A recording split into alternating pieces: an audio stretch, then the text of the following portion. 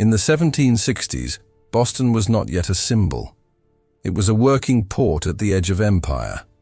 Before protests became legend and before independence was declared, the town lived by the rhythm of tide, timber, cargo, and credit. Ships entered and left its harbor under British authority. Taxes were recorded in ledgers. Warehouses filled with molasses, rum, tea, rope, and cloth. Church bells marked the hours. And beneath that ordinary structure, tension accumulated slowly. If you are drawn to historical reconstructions that examine cities as systems, not myths, not heroic summaries, but the physical and economic realities that shaped events, consider subscribing. This channel explores how places functioned before they became symbols. By the early 18th century, Boston had already been a British colonial settlement for more than 100 years. Founded in 1630 by Puritan settlers, the town had grown from a religious outpost into one of the most important ports in British North America. Geography favored it. Boston Harbor was irregular, dotted with islands, and deep enough to support ocean-going vessels. It connected New England to the Atlantic world. The town's layout reflected its origins. Streets were narrow and irregular, shaped more by use than by formal planning. Houses clustered close together, built of wood and brick. The waterfront was dense with wharves that extended into the harbor like wooden fingers.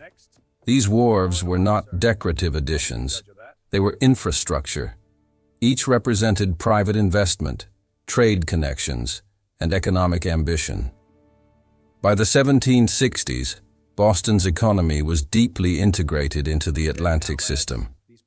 Ships sailed regularly to Britain, the Caribbean, and other American colonies.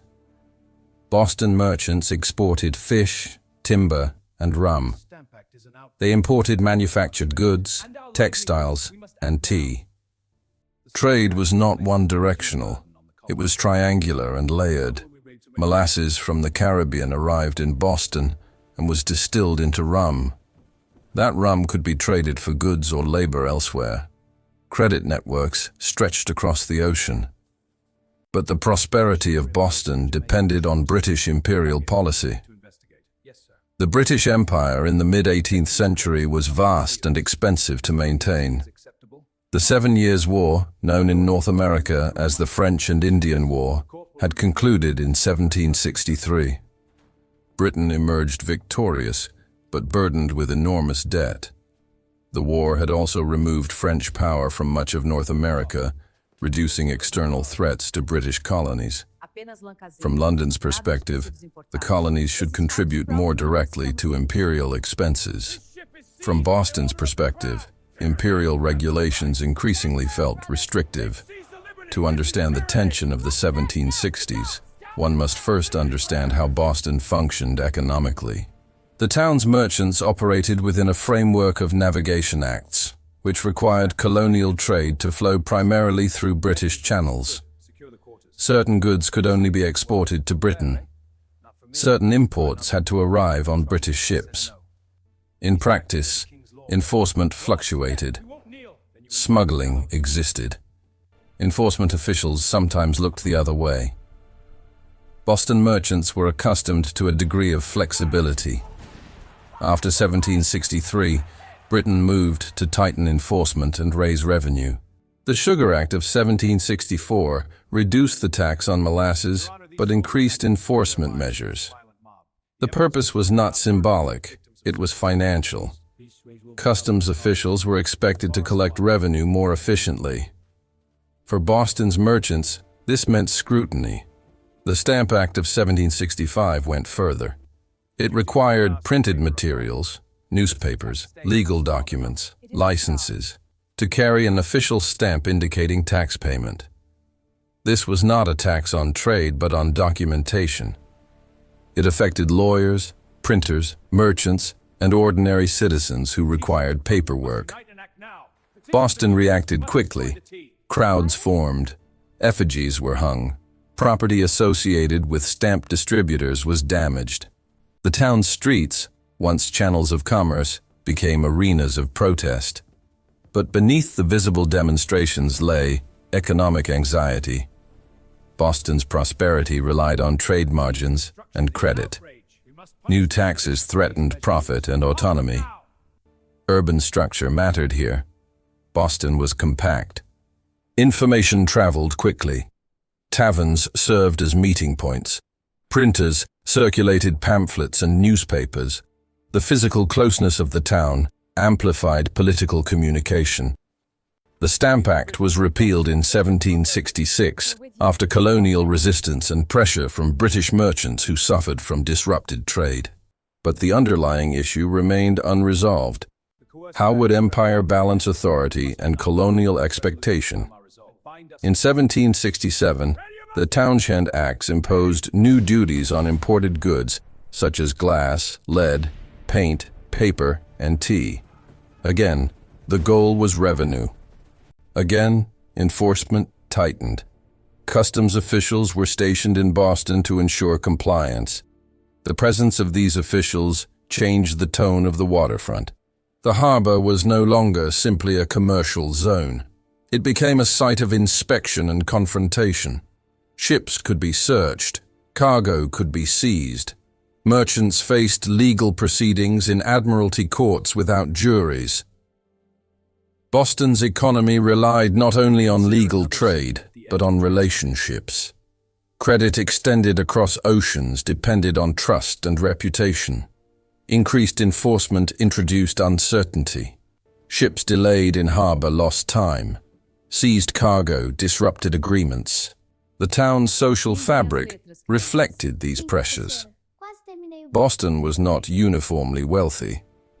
Skilled artisans, laborers, sailors, apprentices, enslaved individuals, and free black residents all formed part of its population. Economic disruption affected them differently. Boycotts of British goods, organized by local leaders, reduced imports but also limited consumer access. Homespun cloth was encouraged as a substitute for British textiles. In 1768, tensions escalated when customs officials seized the ship Liberty, owned by merchant John Hancock, on suspicion of smuggling. Crowds gathered in protest. The incident reinforced perceptions that imperial enforcement was aggressive and intrusive. Britain responded by sending troops. In October 1768, British soldiers arrived in Boston to support customs enforcement and maintain order. Their presence transformed the urban landscape. Red-coated soldiers marched through narrow streets. Barracks were established. Drums and commands echoed against wooden buildings. For residents, the sight of a standing army in peacetime raised constitutional concerns. The Quartering Act required colonies to provide housing and supplies for troops. Boston's leaders resisted full compliance. Soldiers and civilians now occupied the same confined space. Urban proximity intensified friction. Soldiers competed with local laborers for work during off-duty hours. Arguments broke out in taverns. Insults were exchanged in markets. The town's small scale ensured that encounters were frequent and visible. On March 5, 1770, confrontation turned deadly. A crowd gathered near the Custom House on King Street. Snowballs and debris were thrown. British soldiers, facing a tense and chaotic scene, fired into the crowd. 5 civilians were killed. The event became known as the Boston Massacre. In the immediate aftermath, the town's leaders sought to control escalation. The soldiers were arrested and tried. John Adams, a local lawyer, defended them in court, arguing for due process. Most were acquitted. 2 were convicted of manslaughter. But the incident altered perception. Engravings and pamphlets circulated widely. The event became a symbol of imperial overreach. Yet daily life continued. Wharves still handled cargo. Ships still departed. Churches held services. Artisans continued their trades. Boston in the 1760s was not perpetually in revolt. It was a functioning town navigating tension between economic dependence and political resistance. By 1770, most townshend duties were repealed, except for the tax on tea. Britain retained the tea duty to assert its authority to tax the colonies. In 1773, the Tea Act allowed the British East India Company to sell tea directly to the colonies at reduced prices, undercutting local merchants. For Boston merchants, this posed both economic and political problems. The lower price did not offset the principle of taxation without representation. Tea ships arrived in Boston Harbor in late 1773, carrying cargo that required payment of duty upon unloading. Under colonial law, ships could not remain in harbor indefinitely without unloading. Tension rose as deadlines approached. Public meetings were held in large numbers. The town debated how to respond. On December 16, 1773, a group of colonists boarded 3 ships, the Dartmouth, the Eleanor, and the Beaver, and dumped 342 chests of tea into the harbor. The Boston Tea Party was not a spontaneous riot. It was organized, symbolic, and economically significant. Destroyed tea represented substantial value. The harbor itself became the stage of protest. Britain's response was severe. In 1774, Parliament passed the Coercive Acts, known in the colonies as the Intolerable Acts. Among them was the Boston Port Act, which closed the harbor to commerce until the destroyed tea was paid for. The closure of the port struck at the heart of Boston's identity. The town was built on maritime exchange. Closing the harbor meant economic paralysis. Ships were redirected. Laborers were idle. Warehouses emptied. Other colonies sent supplies in support. Sympathy and solidarity grew. Boston's suffering became a rallying point. By this stage, Boston was no longer only a port. It was a symbol of resistance. But to understand the transformation, one must remember the layered realities beneath the symbol. The harbor was not simply water. It was infrastructure connecting local livelihoods to global trade. Taxes were not abstract. They affected credit, employment, and supply chains. Soldiers were not only uniforms, they were young men stationed in an unfamiliar town under orders. In 1775, tensions erupted into open conflict at Lexington and Concord. Boston became a central site of military activity. The siege of Boston lasted nearly a year. In March 1776, British forces evacuated the town.